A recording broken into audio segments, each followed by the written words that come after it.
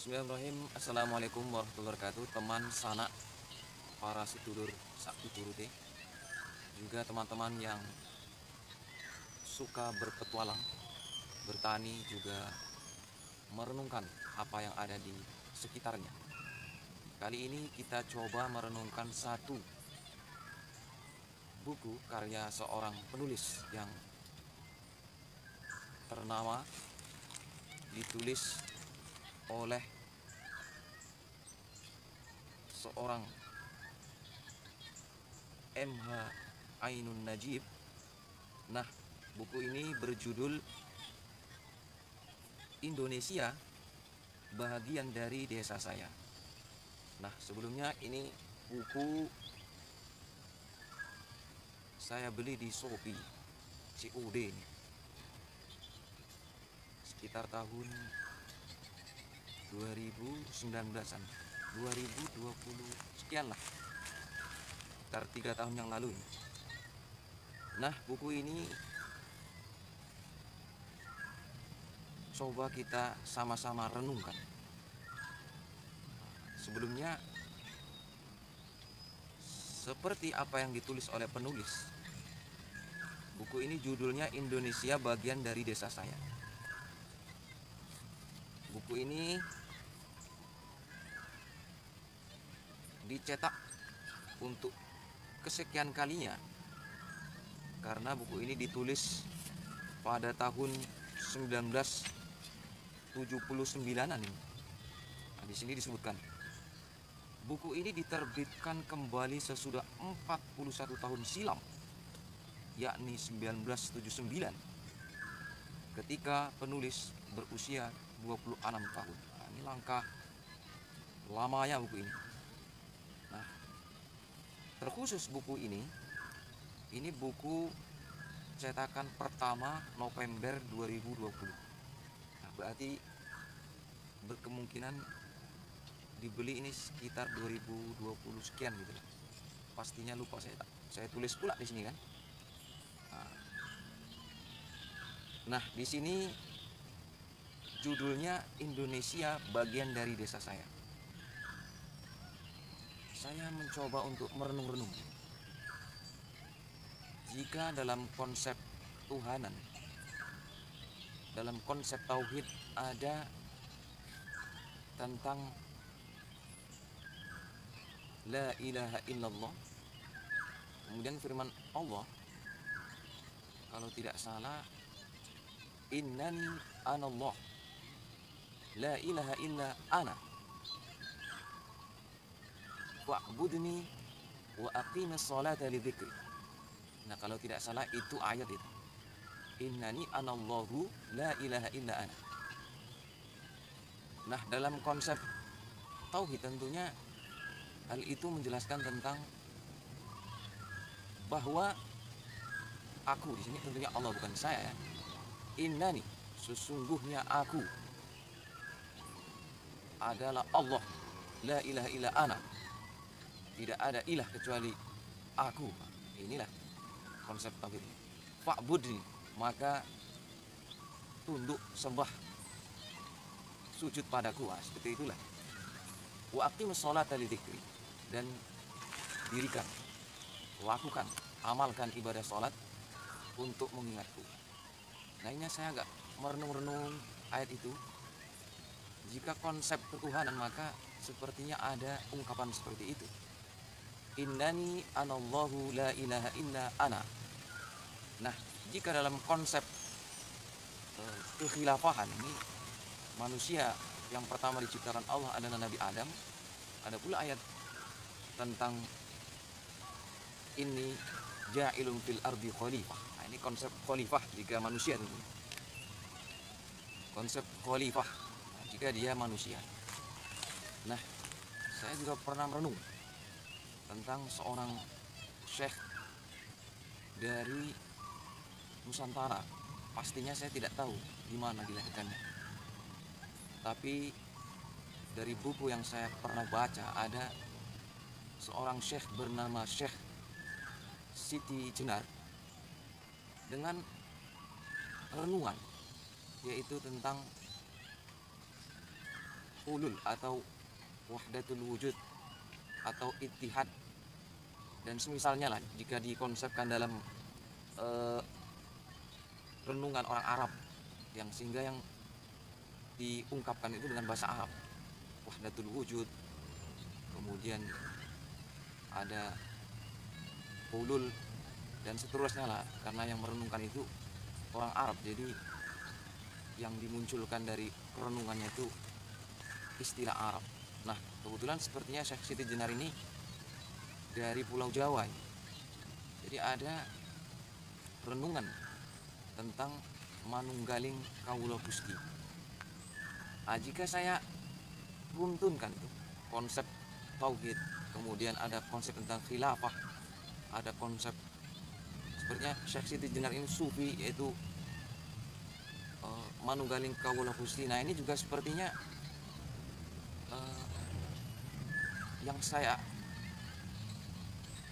cium aromanya semisal dengan konsep manunggaling kawula Gusti tadi. Nah, jika di sini tertulis Indonesia bagian dari desa saya. Nah, ini sebenarnya ungkapan damai. Ungkapan dari seorang penulis yang ingin menyampaikan dengan bahasa yang damai. Dengan bahasa yang mengamankan orang yang membacanya. Sehingga yang dimunculkan adalah Indonesia bagian dari desa saya. Jika kita renungkan, tentunya ada beribu rintik makna dari Indonesia bagian dari desa saya. Bisa kita renungkan, kalau tidak ada saya, maka tidak ada Indonesia. Nah, ini bisa juga ini. Sebab memang Indonesia ini bermula dari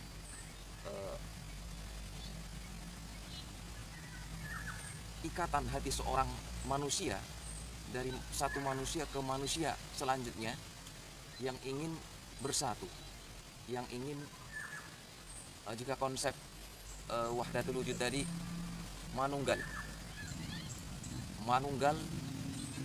menjadi Indonesia. Nah, seperti itu. Nah, namun jika konsepnya ini kenegaraan, tentunya Republik Indonesia. Aduh, renungan kita ini semakin belarah, tetapi itulah renungan Lur. Baik, nah di sini ada foto dari penulisnya nih. Ini ada penulis ternama M.H. Ainun Najib, duduk bersila dan memakai baju putih, sedang ini nih, menyampaikan unek-unek serta pembelajaran kepada anak cucunya. Nah, ini dari YouTube, sepertinya ini dari channel YouTube ya ini, atau tidak mungkin Banun datang ke ini studio gitu terus foto, sepertinya tidak mungkin. Baik, renungan yang selanjutnya tentunya masuklah kita ke dalam buku ini. Jika tadi saya ungkapkan dengan rintikan makna, tentunya Indonesia bagian dari desa saya, akan beribu rintikan makna yang akan dapat kita ungkapkan.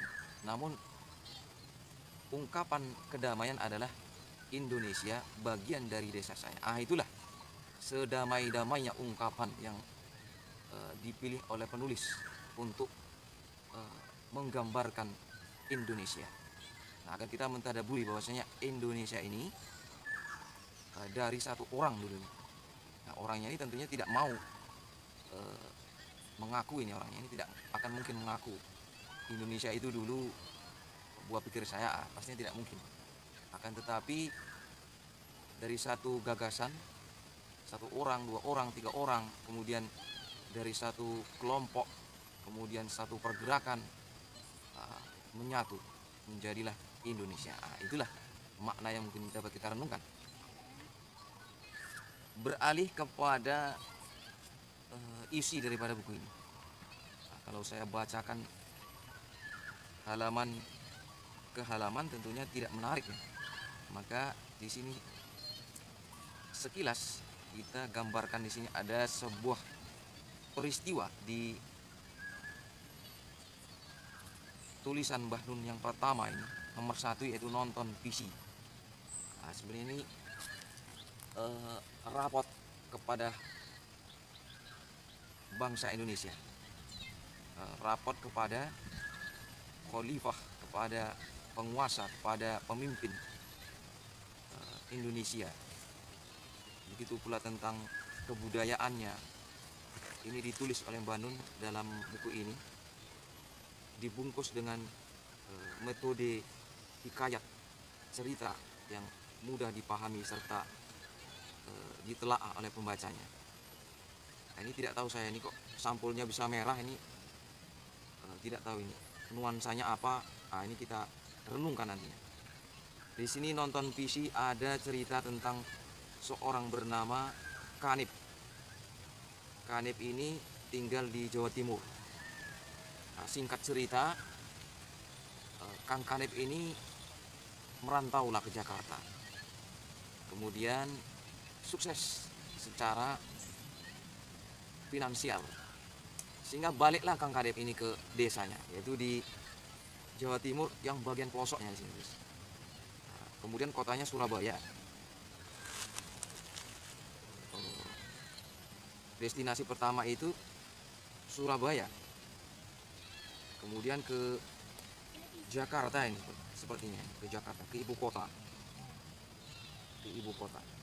boleh saya salah lagi.